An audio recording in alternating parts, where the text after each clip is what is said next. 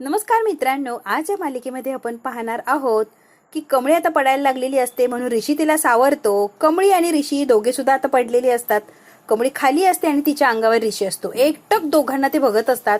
बराच वेळाने ऋषी आता कमळीला सावरतो आणि ते आता उठायचा प्रयत्न करतो. उठते, स्वतःला सावरते. ऋषी सर, माझं सगळं आयुष्य असं गावात जाणार आहे, तुम्हाला इथं राहायला नाही जमणार, त्यामुळे तुम्ही मुंबईला जा प्लीज. ऋषी सर मुंबईला जावा. आता उठते आणि निघून गेलेली असते. ऋषी तिच्याकडे हसत तसाच बसलेला असतो. ऋषी म्हणतो, तुझ्यासाठी मी काहीही सहन करायला तयार आहे कमळी. तुला तुझं आणि आबांचं स्वप्न विसरू देणार नाही. बाकी मी काहीही करायला तयार आहे. काही झालं तरी मी तुला मुंबईला शिकायला घेऊन जाणार म्हणजे जाणारच. आता मनातल्या मनात ते सगळं बोलत असतो. कमळीला तो घेऊन जाणार ही त्याची जिद्दच असते. आता छान स्वप्न बघत झोपलेलं असतो. आता मावशी येतात आणि सकाळी सकाळी थंड पाण्याची बादली त्याच्या तोंडावर फेकतात. इतका घाबरून, इतका गोंधळून जातो हा ऋषी. सूर्य काही डोक्यावर येऊस तर झोपणारीच होय, काम करायचंय म्हणल्यावर पाठीचं उठायला लागणार ना. म्हशीचं दूध कोण काढणार, चारा पाणी कोण करणार, की झोपूनच राहणार. आणि पटापट कामावर. ऋषी आता डोक्याला हात लावूनच बसतो. म्हशींचं दूध, ऋषीला आता चक्करच आलेली असते की मी कसं दूध काढू. छोटंसं पातेलं घेऊन दूध काढायला आलेलं असतो. तर शेणात पाय भरतो. इतकी किळस येते या ऋषीला. ऋषीचं गाईचं दूध काढायचं म्हणलं रिस्की काम आहे आणि ती रिस्क ऋषीला घ्यायला लागते. त्याला काहीच कळत नसतं दूध कसं काढायचं. एवढंसं पातेलं घेऊन आलेलं असतो आणि दूध काढण्यासाठी गाई म्हशीच्या समोर उभा राहतो. असं करतो. काढायला जातो की गायीने पाय उचललेला असतो. ऋषी घाबरतो, परत माघारी येतो. परत दूध काढायला जातो की गाई पाय उचलते. इतका आनंद होतो की त्याला जमायला लागलंय. थोडंसं दूध काढलेलं असतं अगदी आणि खूप खुश झालेलं असतं. तो थँक्यू असं म्हणतो ऋषी. हे सगळं काम करून ऋषी आता दमलेला असतो. बंड्या आलेला असतो. काय ऋषी भाऊ, काय एवढ्यातच नाही ना, दूध काढायसाठी ट्रेनिंग द्यायला पाहिजे. बंड्या मग तू गाईला ट्रेनिंग द्यायचंय की तुम्हाला द्यायचंय ऋषी भाऊ? मला कसलं ट्रेनिंग रे, फ्रेश व्हायचं होतं. बाथरूम टॉयलेट वगैरे कुठे काही सोय आहे का? बंड्या गेलेला असतो. एक ड्रम भरून आणतो 5 लिटरचा. चला दाखवतो फ्रेश कुठे व्हायचं. लांबलांपर्यंत काहीच नाही आणि इकडे कुठे आणलंय? बाथरूम नाही, टॉयलेट नाही आणि कुठे घेऊन आलास बंड्या? लांबलांपर्यंत काहीच नसतं ना, तिथे तर सगळं असतं. परसाकडे जायचं असतं. परसाकडे जायचं? कोण परसा? परसाकडे म्हणजे कोणी माणूस नाही, परसाकडे म्हणजे टॉयलेटला. टमरेल.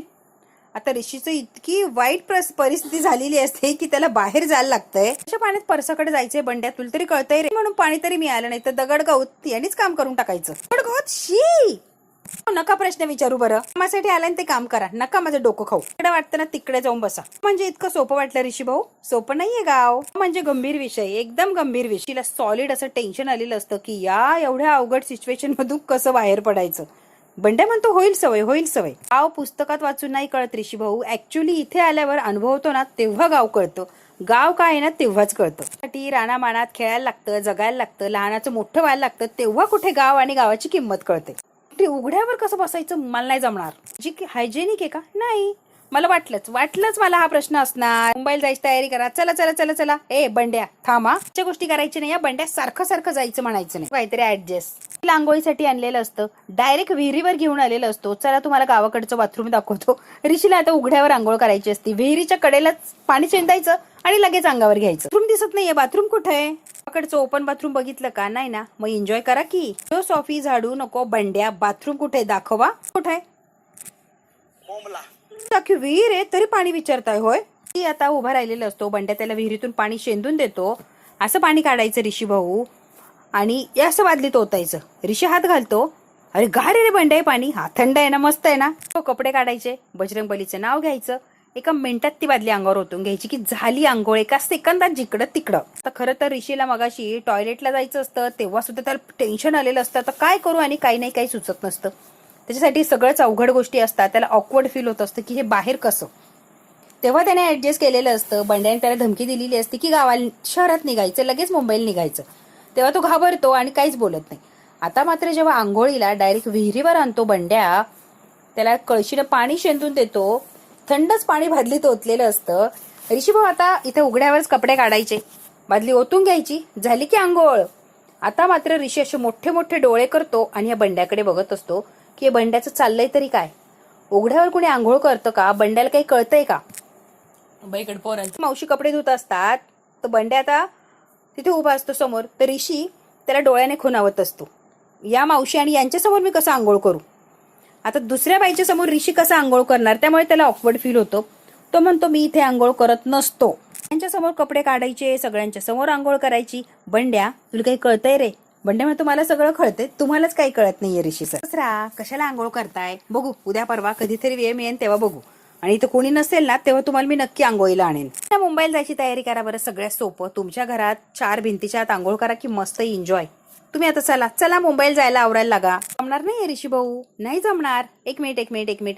बंड्या सारखी सारखी धमकी देऊ नको मला. मगाचपासनं काय झालं की मुंबईला जायचं बघा. काय समजतोस रे? आंघोळ करणार नाही असं म्हणालोय का? आंघोळ करणार आहे ना मी, नाही कुठे म्हणालो. लगेच मुंबईला जायचं. ऋषीसाठी ही कसरत असते, महाग कसरत असते की आंघोळ करणं, तेही थंड पाण्याने डायरेक्ट उघड्यावर आंघोळ करणं. मोठी परीक्षा असते आणि ती परीक्षा आता ऋषीला द्यायला लागलेली असते. बंड्या हसत असतो. बंड्याला माहिती आहे ऋषीसाठी हे अशक्य गोष्ट आहे, ऋषी करणं अवघड आहे हे सगळं काही.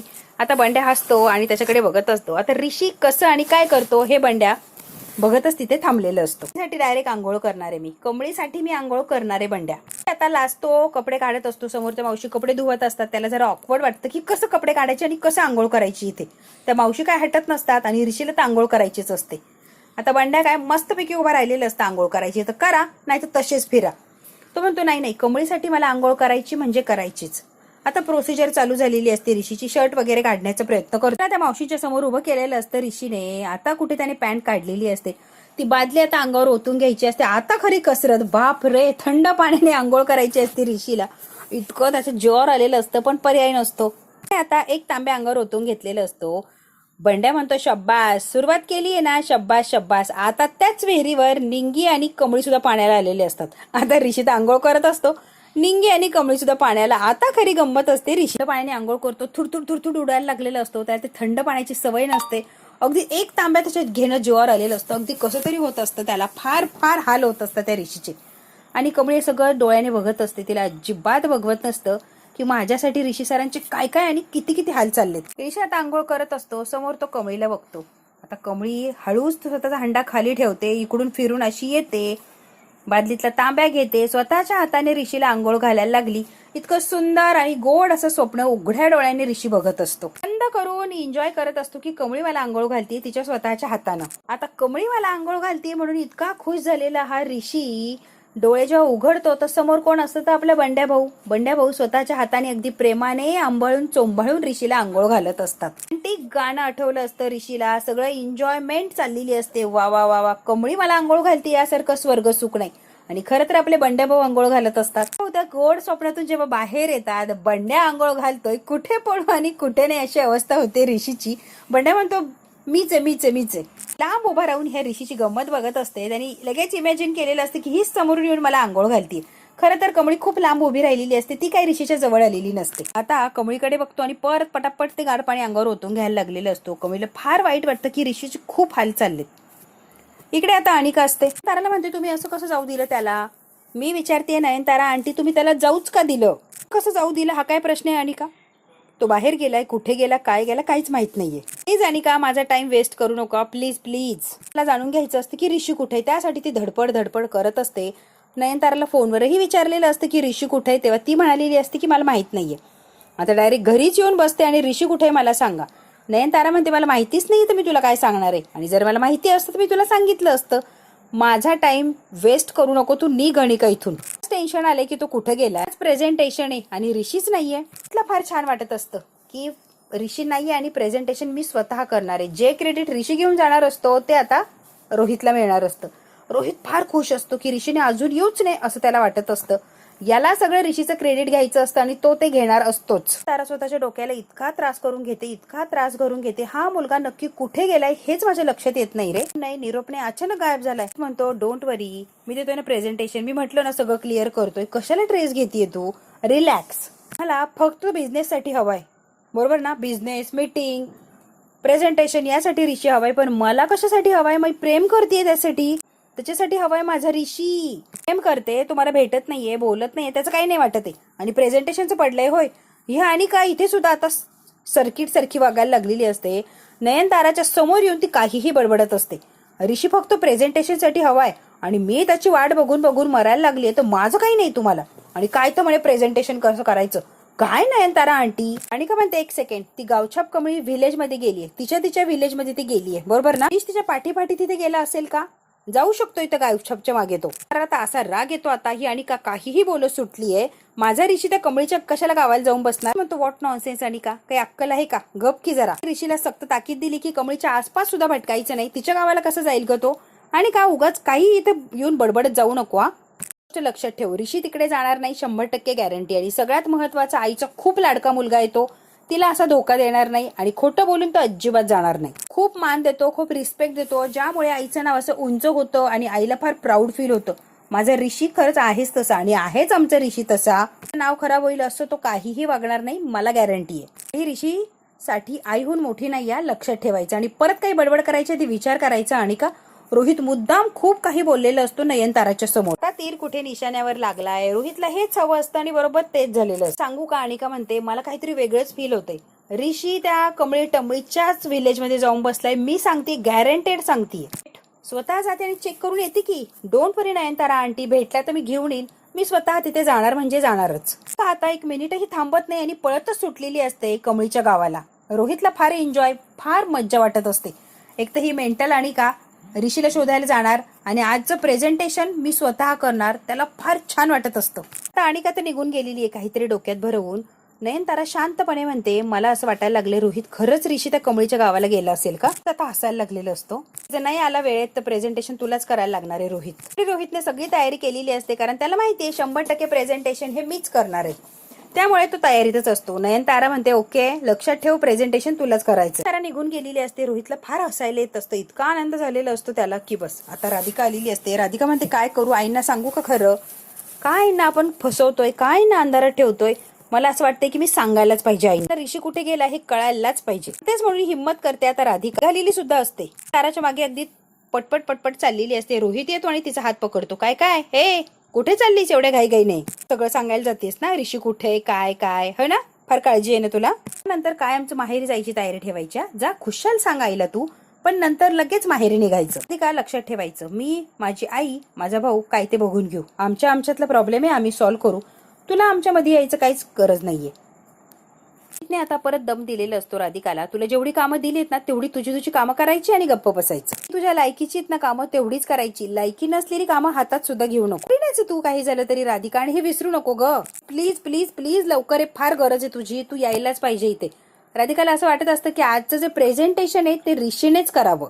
ही ताईंच्या नजरेत तुझी इमेज खराब करायलाच लागलाय आणि इमेज खराब करूनच तो राहणार आहे. ऋषी प्लीज काहीही करून आजच्या प्रेझेंटेशनला ये तू प्लीज. आता राधिकाला कळालेलं असतं की रोहित नेमकी काय डाव करतोय, काय खेळ करतोय, त्यामुळे ती म्हटलेली असते की ऋषीने इथे येणं फार गरजेचं आहे. आता मावशीने ऋषीला काम सांगितलेलं असतं, अर्ध्या तासात हे काम करायचं, हे काम झालं की पुढचं काम सांगतो. पटपट काम करायचा. शेण भरायला लागलेला असतो हा ऋषी, पण शेण भरताना गाईने जर लात मारली तर भीतीही वाटत असते आणि कामही करायचं असतं. आता कसं बसत जीव मुठीत धरून तो शेण भरण्याचा प्रयत्न करत असतो. रुमाल लावत असतो, नाकाला रुमाल लावतो, वास येतोय, आता पण शेण भरायला लागणार. कमळी हे सगळे हाल बघत असते, ऋषीचे काय काय हाल चालले तिला अजिबात हे बघवत नसतं. तिला आता हाताने शेण भरायचं असतं, त्याला किळस येत असते, तो हात लावतच नाही त्या शेणाला. म्हणतात या गाई म्हशींना ना व्यवस्थित ट्रेन केलं पाहिजे.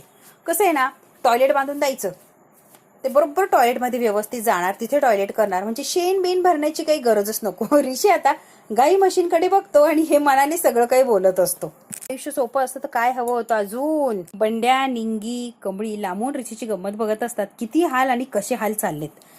आता ऋषी कसं तरी आता खोऱ्याने ते शेण भरायला लागलेलं असतो. बंड्या म्हणतो ऋषी भाऊला काही शेणाचा वास सहन होत नाही, ते काय आता इथे राहत नाही, ते आता पळून जाणार म्हणजे जाणार.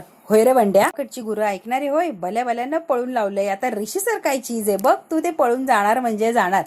बंडे आणि निंगी फार खुश झालेले असतात, फार त्यांना आनंद मिळत असतो. इतकं वाईट वाटतं, मनातल्या मनात ते आता झुरायला लागलेली असते. ऋषी सर ही कामं नाहीये तुमची, तुम्ही कशाला करायला जाता, तुम्हाला जमणार पण नाहीये. ऋषी सर प्लीज तुम्ही जा. माहिती असतं हे सगळे माझ्यावर लक्ष ठेवू नये, त्यामुळे ऋषी बरोबर यांचा अंदाज घेतच असतो. कुणी आहे का बघतो आणि तोंडाला रुमाल लावलेला असतो. आता शेण भरायचं असतं, झाडून वगैरे घ्यायचं असतं, त्यामुळे धूळ नाका जाणार असते, म्हणून ऋषी आता रुमालच तोंडाला बांधून टाकतो. तुम्हाला त्रास झालेला बघून कमळीला वाईट वाटणार, 100% वाईट वाटणार म्हणजे वाटणार. आता ऋषी फार त्रास होतोय असं दाखवत असतो, कारण हे तिघेही त्याला बघताय हे त्याला माहितीच असतं. नको मला त्रास होतोय, तिला दिसायला नको, बिचारीला उगाच वाईट वाटायचं नको, मला नाही त्रास होते, तिला दिसायलाच नको. शेणकुर्त झालेलं असतो, ऋषीचं एक काम झालेलं असतं, आता कुठे श्वास घेऊन बसणार असतो तो. घेतलेलं असतं, हे तिघ जण मला बघताय, ऋषीला बघून आता हे लपलेले असतात. तिने आता रिबीन घेतलेली असते, ती म्हैस असते, तिला म्हणतो तुला आता मी रिबीन घालणार आहे, मारायचं अजिबात नाही. ती म्हैस लगेच त्याला मारायला पुढे धावलेली असते. ऋषी घाबरतो आणि परत माघारी होतो, पण त्याला म्हशीच्या या शिंगाला ती रिबीन बांधायचीच असते.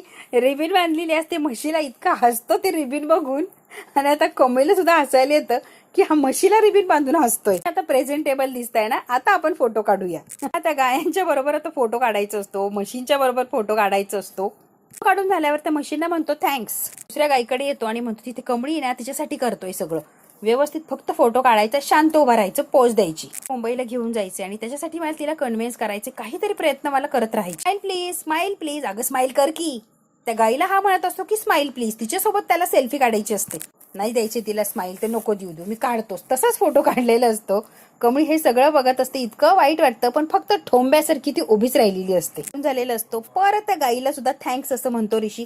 एन्जॉय करतोय ऋषी हे सगळं असं दाखवायचा प्रयत्न करत असतो तो कमळीला. मावशीने दुसरं काम सांगितलेलं असतं. काम कसं करायचं मावशी आता ऋषीला समजावून सांगत असतात. फूड कसं तोडायचं ते मावशी आता ऋषीला शिकवत असतात.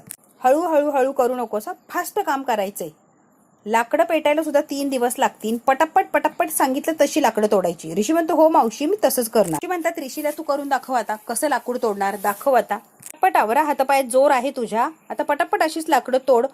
हे लाकडं तोडून झालं की भट्टी पण पेटवायची ना आपल्याला. ऋषी म्हणतो होय, दुधाचा खवा करायचा आहे ना रे, म्हणून आपल्याला भट्टी पेटवायची. ऋषीने काम सांगितलेलं असतं. ऋषी बरोबर सांगितलं तसं काम करत असतं. सगळी लाकडं तोडलेली असतात. आता चूल पेटवतो आणि चुलीवर तर पातेले ठेवायचं असतं, कारण दूध आळवायचं असतं, खवा तयार करायचं असतो. कंबर दुखायला लागलेली असते, काम करून करून करून अगदी परेशान झालेलं असतो. धुराने आता ऋषीला त्रास होत असतो. कमळीला फार वाईट वाटतंय की ऋषीला त्रास होतो, पण ती काहीच ऍक्शन घेत नसते. काम तर झालेलं असतं. मावशीने आता परत तिसरं काम लावलेलं असतं ऋषीला. रोपं लावायची, त्यासाठी खड्डे खांदायचे. रोपं लावण्यासाठी पेरूचं रोप लावायचंय ना, 2 फुटाचं रोप असतं.